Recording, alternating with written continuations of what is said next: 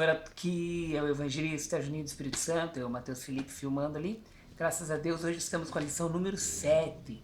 Já é madrugada de sábado, tivemos alguns problemas para gravar, mas estamos aí para falar hoje sobre o assunto de número 7, Miqueias, a misericórdia de Deus. Esse Miqueias, profeta, que teve seu ministério ali nos reinados de Jotão, Acás e Ezequias. Miqueias também, que nasceu na cidade de Moresete, uma cidade pequena em Judá, 10 quilômetros a sudoeste de Jerusalém. Então, Miqueias é esse personagem aqui. Quais são os objetivos da lição? Associar julgamento como exercício de amor, especificar que Deus quer obediência antes do sacrifício, valorizar o perdão e a compaixão do Senhor. O versículo aqui fala: porque serei misericordioso para com suas iniquidades e de seus pecados e de suas prevaricações não me lembrarei mais. Hebreus capítulo 8, versículo 12. E eu queria falar também uns versículos para você marcar aí que não está na lição, para você dar uma lida também para ajudar você na tua explicação da tua aula. Perversão na adoração, Miqueias 1, versículo 7, Miqueias capítulo 3, versículo 5 a 7 e também o versículo 11, Miqueias 5, versículo 12 e 13. E injustiças aos semelhantes, Miqueias 2 e 1, versículo também 2, 8 e 9, e capítulo 3, versículo 2, 3, 9 até o 11. E o capítulo 7, do versículo 2 ao 6. Miqueias, que é um livro tão interessante que no capítulo de número 5, do versículo 2 a 15, ele detalha a vinda do Messias. No Antigo Testamento, é esse maior detalhe que tem a respeito da vinda do Messias, de Jesus Cristo. Bem, vamos lá para a introdução já. Mesmo depois de saírem do Egito, os judeus ainda se submetiam aos jugos da escravidão. O apóstolo Pedro nos diz que somos escravos de tudo que nos domina. Segundo Pedro, capítulo 2, versículo 19. E Israel estava dominado não por povos opressores, mas pela ganância e pela idolatria. Segurar o celular aqui, Matheus. Pela idolatria. Estava fascinado pelo que os deuses pagãos ofereciam em troca de sua idolatria. Descobriremos hoje que o Senhor observa todos os passos dos seus filhos, até aqueles que acreditamos estar ocultos. No tempo oportuno, Deus trará à luz todas as coisas. Então nós vemos a introdução aqui, que no tempo oportuno, Deus ele trará todas as coisas e as julgará com justiça e misericórdia. A leitura bíblica em classe fala em Miqueias capítulo 7, versículo 14 até o versículo 20. Nós vemos aqui também algumas coisas que eu anotei para que você possa passar para os teus alunos. Acusações e injustiça do povo. Tramar o mal, capítulo 2 e versículo 1. Trapacear, cobiçar, cometer violência, capítulo 2, versículo 2. Roubar, agir com desonestidade, capítulo 2, versículo 8. Expulsar as viúvas de suas próprias casas, capítulo 2, versículo 9. Odiar o que é bom e amar o que é ruim, capítulo 3, versículo 1 a 2. Desprezar a justiça e distorcer o que é correto, capítulo 3, versículo 9. E cometer assassinatos, capítulo 3, versículo 10. E aceitar subornos, capítulo 3, versículo 11.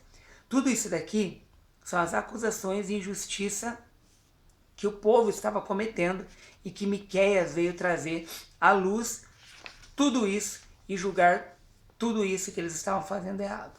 O contexto histórico fala que o nome do profeta que intitula o livro é uma expressão de adoração ao Deus de Israel. Quem é como o Senhor? E é o significado do nome do profeta Miqueias. Então o significado do nome dele é quem é como o Senhor?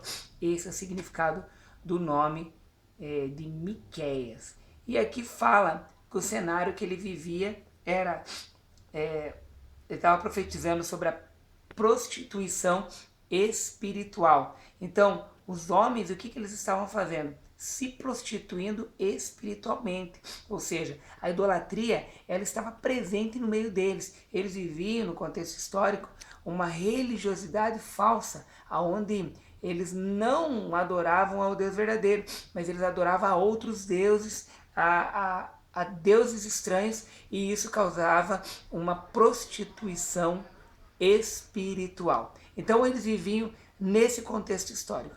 Ao mesmo tempo, nós víamos ali que os sacerdotes também eles não estavam andando corretamente. Os políticos também daquela época lá, eles também aceitavam subornos e também não estavam vivendo corretamente. Então, o problema que estava ocorrendo ali, além de que os ricos eles oprimiam os pobres. Então, o julgamento que Miqueias trouxe ao povo, eu falar desse julgamento que Deus iria pesar a mão sobre eles, era justamente porque o povo vivia uma vida andando injustamente. Eles andavam totalmente injustos, totalmente pecando, fazendo as coisas que não agradavam a Deus. E aí nós olhamos também, dentro do tópico de número 1 aqui, as pessoas acreditam que realizando boas obras estão garantindo sua salvação. E é o que ocorre. O pessoal acha que as boas obras é que trazem a salvação. E não são. As obras, na verdade, as boas obras, elas são consequências da vida que nós vivemos na fé em Cristo Jesus. As obras, elas acabam sendo consequências. Quem tem fé faz boas obras e é isso que ocorre. Aí nós vemos que Efésios capítulo 2, versículo de número 10, fala aqui de praticar porque fomos salvos. Também o coração obediente fala aqui em 1 Samuel capítulo 15, versículo de número 22.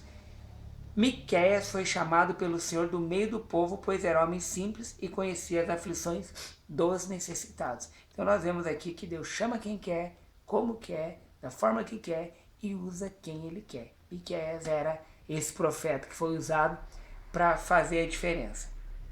Aqui também fala que Amós e Isaías, no esquema abaixo, veja os pontos em comum desses profetas: justiça, misericórdia e obediência. Amós é justiça, Oséias misericórdia e Isaías obediência e humildade.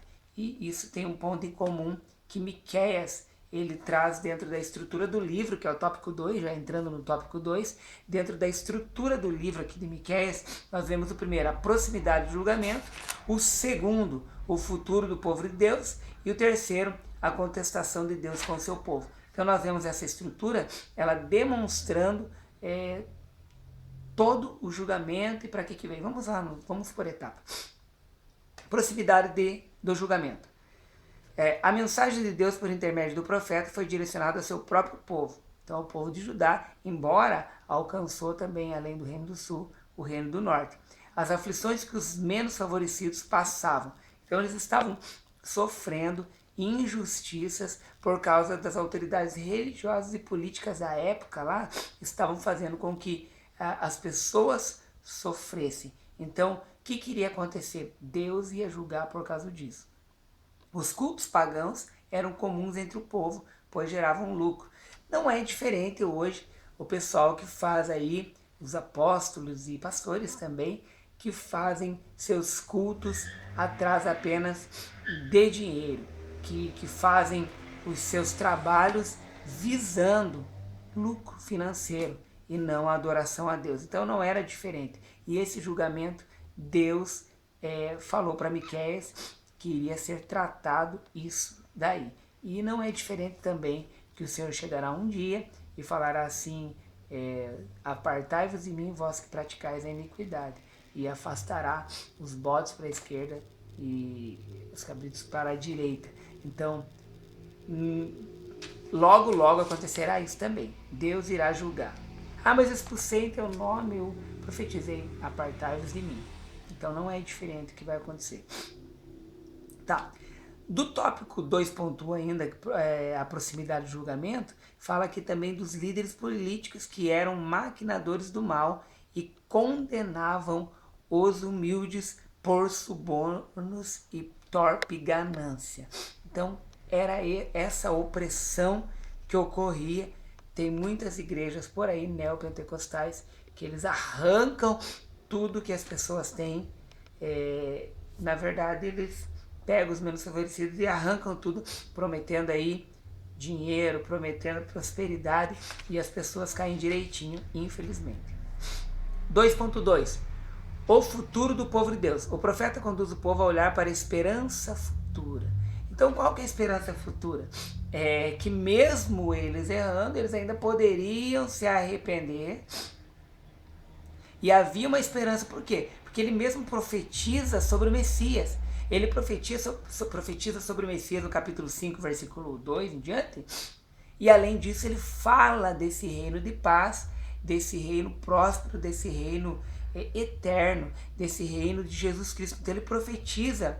E detalhe, ele explica que veio de Belém, Efrata. Explica que esse homem viria de um lugar humilde e seria um homem humilde, que era o Messias. Foi profetizado muito tempo antes. Então nós vemos aqui no tópico 2.2, o futuro do povo de Deus, dizendo aqui que o nascimento do Messias, o estabelecimento de um reino de poder duradouro e de duradoura paz. Essa profecia foi plenamente cumprida no nascimento de Jesus, que diz em Mateus capítulo 2, versículo 1 a 6. Lembrando que essa lição aqui que nós estamos estudando nesse trimestre. Tá bom, vamos para o 2.3, que fala da contestação de Deus com seu povo. O povo rejeitou o Senhor para fazer alianças com outros deuses. Então o povo de Israel, eles estavam fazendo alianças com outros deuses, e isso que Deus estava indignado. Deus contesta essa atitude, rememorando a saída do povo judeu do Egito e a remissão do tempo da escravidão, que se lembrassem da sua justiça. Eles esqueceram. Não é diferente hoje. As pessoas esquecem o que Deus já fez. As pessoas não agradecem o que Deus já fez. Muitas pessoas, elas param, reclamam de Deus e esquecem o quanto Deus já fez pela vida delas. Não era diferente o que estava ocorrendo lá. E nós vemos aqui, os judeus estavam tão habituados com os costumes pagãos que seriam incapazes, além de efetuar sacrifícios humanos para pagar seus pecados, mas para agradarmos a Deus, basta que tenhamos uma atitude justa, um coração misericordioso e um andar sincero na sua presença. Ou seja, não adiantava matar um monte de animais, não adiantava fazer um monte de sacrifício se eles não adoravam a Deus. Mais do que sacrifício, o que Deus quer? Obediência. Então hoje as pessoas acham que sacrifício adianta, não. Obediência. O tópico do número 3, a mensagem de Miqueias. Na lição está escrito a mensagem de Obadias, está errado, é a mensagem de Miqueias.